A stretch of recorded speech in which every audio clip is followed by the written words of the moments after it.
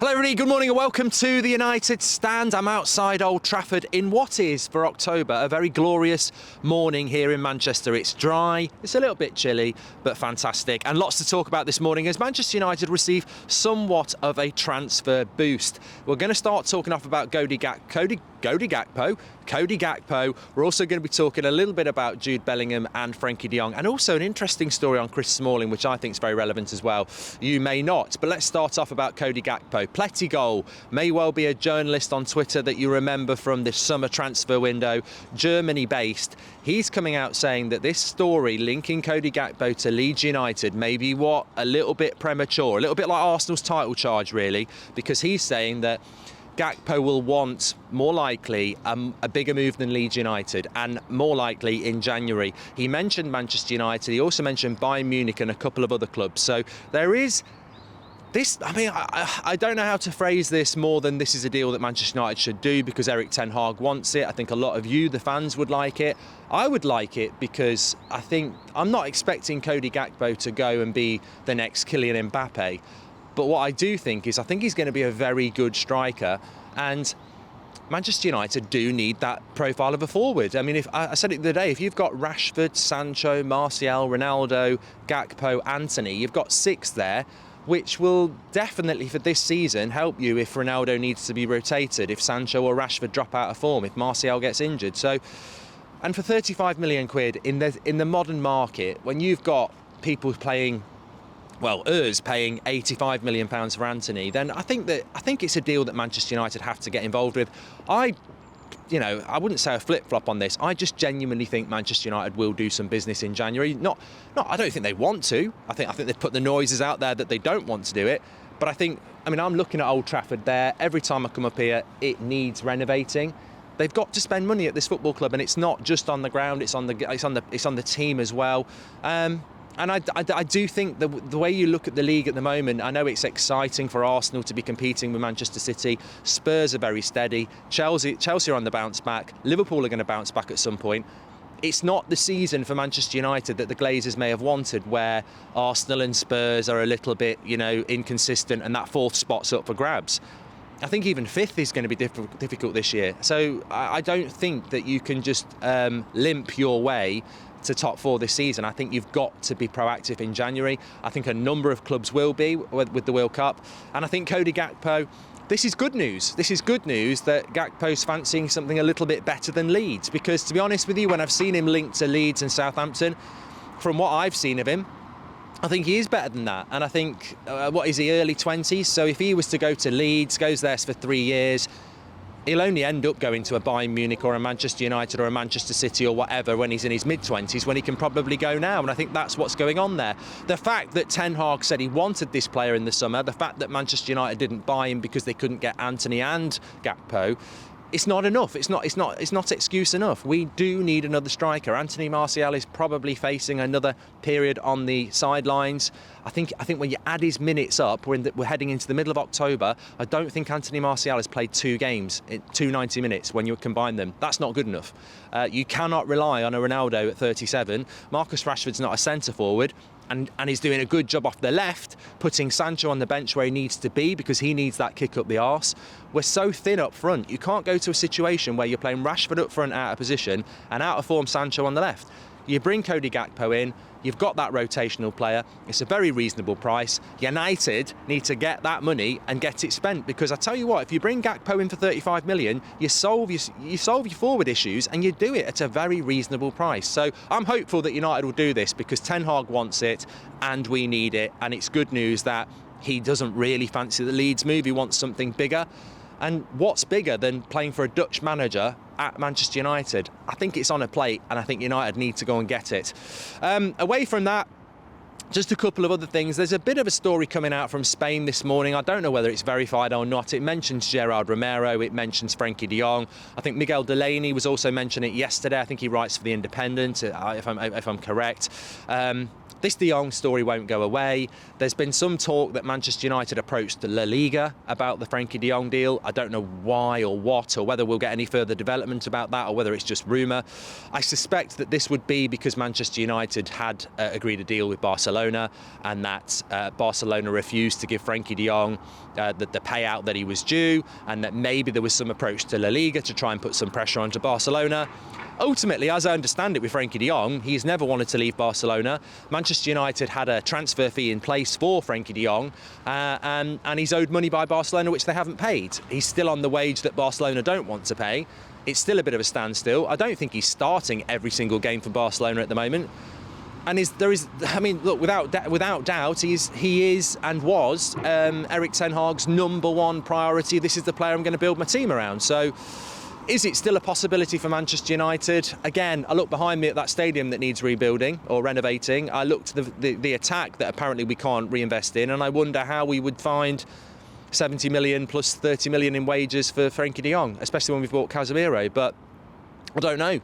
Maybe it is still a target. Maybe I think a little bit like Haaland when we nearly got him 3 years ago.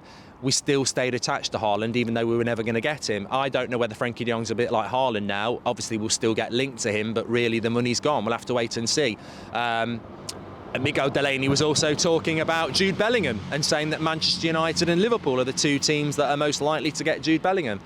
I don't know. Again, I mean, look, Frankie De Jong, Jude Bellingham, I do think we need another midfielder, because I look at Casemiro, I look at Eriksen, and I look at Bruno, and I think, yeah, you've got 3 players there that you can build your midfield around. But beyond that, huge question marks about Donny van der Beek. I mean, we're running out of weeks before the January transfer window hits, because we've only got till the start of November, and then it's the World Cup, and then it's the January transfer window. He's not fit. McTominay and Fred, we know about them. They're very limited players. So, yeah, of course you want to bring a Bellingham and a De Jong in. But, again, it comes back to money and the conversation about the owners of this football club. So, look, I'm sure we will get linked to Jude Bellingham. I'm sure we will get linked to Frankie De Jong. But I think the big underlying question with everything is, when we're talking about £35 million Gakpo deal that could have just been done 6 weeks ago, and they haven't got the money for it anymore, where's the money coming for Bellingham or De Jong? And you want Manchester United to be involved in those conversations, because I think the midfield is a little bit like the attack, where you've got to build on it, you've got to get better. But do you genuinely think we're going to get Frankie De Jong? Do you genuinely think we can get Jude Bellingham? We should be in those conversations. And I tell you what, one thing I would say, taking it away from whether we've got the money for a moment, Frankie De Jong wants to stay at Barcelona but would have come to United if they'd paid him off, apparently. Jude Bellingham, if he's choosing between Liverpool and Manchester United right here, right now, I think, you know, after the Community Shield, when Liverpool beat Man City and they've just had a season where they nearly won the quadruple, oh yeah, of course he's going to go to Bellingham. Bellingham's going to go to Liverpool over Manchester United. Right here, right now, that Liverpool team, we'd beat it. They're 10th in the league. Manchester United could finish above them. And as I said, to be in the Jude Bellingham race, which is what you want Manchester United to be, you've got to put yourself in the Champions League, and you've got to put yourself in a position where a player goes, that's a club on the up, that's a manager I want to play with, they're players I want to play with. Look, we go back to what we always come back to. If you've got the right structure behind me, the right owners above all that, and then you've got a manager who's building a team to be a team of the future. And let's not forget, when Klopp came into Liverpool, they weren't a big, fantastic side, and he's made them that. If you can make yourself appealing, you can bring players like Jude Bellingham in. Because I tell you what, if you are a player like Jude Bellingham and the financial package is right, and more importantly, the potential package is right, and what I mean by that is Jude Bellingham will be 20 in the summer. Come to Manchester United, we're back in the Champions League, we want to be the next big thing over the next 3 years.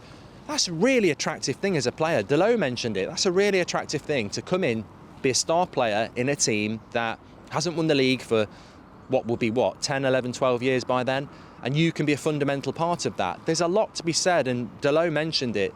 We want to be the players that are remembered as the players that got Man United back.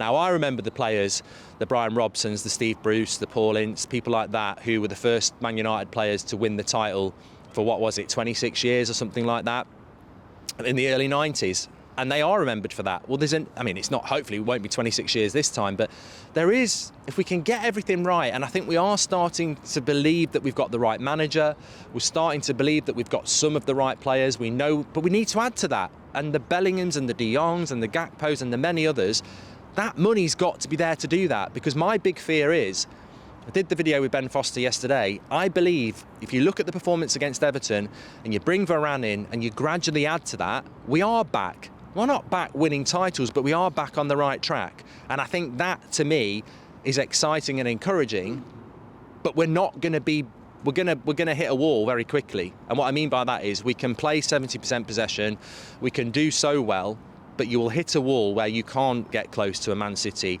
or a Liverpool when they're in form, or Chelsea when they get back, or Arsenal if they keep informing, because you've got to spend. And the big thing with Man United at the moment is, can they spend? They can't afford the stadium, they can't afford players, and that's where they need to improve. So we'll have to wait and see. Talking of spending though, I just want to come up with this. I don't know whether anybody saw, and this is a bit of a topical thing and I like to do this, I don't know whether anybody saw the interview with Chris Smalling yesterday. After the Roma game, asked questions in Italian, answered questions in Italian. And I'll go back to what Ricky said, and we've had this conversation before, and it's very, very true. You talk about money and expenditure and waste of money. In no way am I having a pop at Harry Maguire here, because he didn't walk up from Leicester and say £80 million. We bought him. But you can have a pop at Solskjaer. We sold Smalling for 10, 12, 15 million quid, and we bought Harry Maguire for 80 million. Does that not strike you as one of the worst deals ever if you bring Smalling in? Because Chris Smalling has gone to Italy, been one of the best centre-backs in Italy consistently at Roma, and he's still performing now. And Harry Maguire's had a very mixed career at Manchester United. Ole Gunnar Solskjaer decided to sell Chris Smalling to bring Harry Maguire in and spent £65 million to do it when you take the 15 off that. It just shows you again, doesn't it, that we are still paying for the mistakes of the past. And I don't really know where I'm going with that, but I am going with that is that, yes, we should have kept Chris Smalling, because I don't see a massive difference, and I'll bring Lindelof in here now.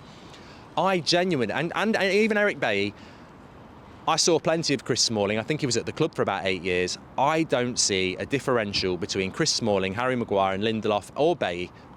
I genuinely think you could sit and have a conversation with numerous United fans and have a debate about who's the best centre-back, Chris Smalling, Victor Lindelof, Harry Maguire or Eric Bailly, and you'd get lots of different answers. So, look, Chris Smalling, I think we missed the trick there. This is a player that's gone off to Italy. I think he looks after himself well. I think he's like vegan and stuff like that. Very model professional. Gone to a foreign country, learnt the language, established himself, respected there, in a division where, defending is an art form that is appreciated. I don't really know where I'm going with it, but what I'm saying is, it's just another example of a waste of money. And we're in a position now where we've wasted so much money, we do need to spend money to get out of this situation, and you've got to trust the manager to do it. Anyway, get your comments in below. Do you think United will get Gakpo? What are your thoughts on De Jong and Bellingham? And Chris Smalling. Chris Smalling, should we have kept him and not bought Maguire? And where would you rank Smalling in relation to Lindelof, Maguire and Bailly? Thanks everyone for watching. Make sure you smash a like on the video, subscribe. We've got the preview coming up for this afternoon and a bit other bits as well. Take care. I'll speak to you all in a bit.